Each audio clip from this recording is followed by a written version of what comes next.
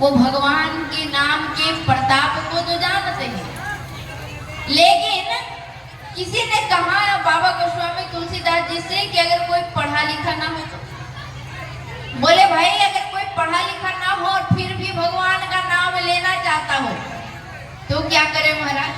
तो बाबा गोस्वामी तुलसीदास जी ने कहा कि भयम शोध करी उल्टा जाओ। भगवान का नाम अगर आप उलट कर भी जप करते हो तो सिद्ध हो जाता है। बोले भाई प्रमाण क्या है? बोले रत्नाकर डाकू क्या करता? लोगों को लूटने का काम करता। अरे जो रास्ते में जा रहा है उसे लूट लो। एक बार नारद जी ने कहा कि अरे भैया तुम क्या करते हो? बोले मैं तो लूटने का काम करता हूँ। क्यों करते हो?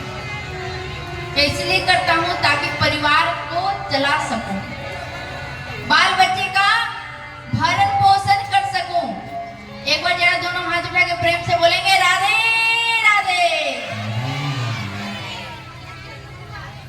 नारद जी ने कहा भैया तो लूटना है तो ही तुम्हारा परिवार चलता है क्या? बिना लूटे नहीं चलेगा क्या? बोले महाराज बिना लूटे कैसे चल सकता? मैं तो पढ़ा लिखा भी नहीं हूं। अच्छा तो कोई बात नहीं महाराज, लेकिन तुझे पता होना चाहिए। बोले क्या? जिस धन को तू लूटता है वो धन से बड़ा पाप होता है, और जब पाप होता है तो उसको तुम्हें भोगना ही पड़ेगा। रत्नाकर डाकू को लगा रही ये जो मैं धन लूट कर ले जाता हूँ उसे तो मेरा परिवार वाला खाता है, बेटा बेटी सब लोग खाता है, तो ये जो पाप का भागीदारी है वो मैं ही क्यों लूं? वो तो सबको लेना चाहिए।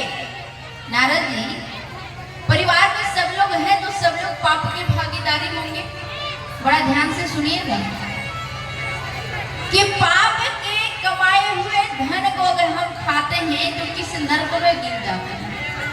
नारद जी ने कहा अच्छा तो जिस परिवार के लिए तुम मरा जा रहा है कभी उस परिवार से तुमने पूछा कि इस पाप के धन में वो भी भागीदार है, तो जो वो यातना मिलेगी उसमें वो भागीदार होगा कि नहीं? जाकर पूछ कर आओ।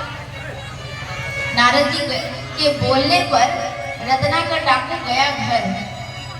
घर जाते जाते मन में चिंतन हो रहा था महाराज कि कोई तो मिल जाए जो मेरे संगी बन जाए, साथी बन जाए। तो पहले बेटी मिली, और जब बेटी मिली तो डाकू ने कहा अरे बेटी सुनो। बोले क्या है? बोले कि मैं जो धन कमाता हूँ उससे बड़ा पाप होता है, और उस धन से जो पाप होता है उससे कहीं ना कहीं उसमें भोगने के लिए मिलेगा। क्या तुम उसमें मेरे साथी हो क्या?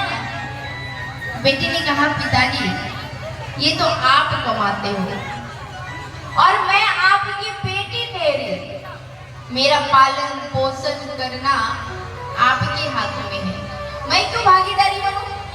अच्छा एक बात बताओ, आप अगर आप भोजन करते हो तो आपके पेट में जाता है, आपके बच्चों के पेट में तो नहीं जाता है। तो जब हम पाप करेंगे तो आप ये कैसे चिंतन कर सकते हो कि उसके भागीदारी हमारे बच्चे बनेंगे, हमारे परिवार बनेंगे? बेटा मिला तो पिता ने कहा कि भाई महाराज ये बताओ जो धन मैं कमा कर लाता हूँ उससे बड़ा पाप होता है, तो क्या तुम इसका भागीदारी बनोगे? बेटा ने कहा पिताजी ये तो आप कमाते हो और आपका कर्तव्य है, चाहे आप पुण्य से लाओ पाप से लाओ मुझे मतलब नहीं है। अरे भाई जीवन में अगर आपके यहाँ बेटा हो तो उसको संस्कार दीजिए। क्यों? क्योंकि पुत्र को पुत्र मत बनाए। आपको लगता होगा तो फिर क्या बनाए महाराज? बोले पुत्र को पुत्र मत बनाइए। अगर पुत्र को आपने जन्म दिया है तो पुत्र को सुपुत्र बनाइए। क्यों? कहीं अगर पुत्र कुपुत्र बन गया तो बड़ा सुंदर किसी संत महात्मा ने कहा पुत्र अगर सुपुत्र हो तो धन सिंचे काहे को, पुत्र अगर कुपुत्र हो तो धन सिंचे का।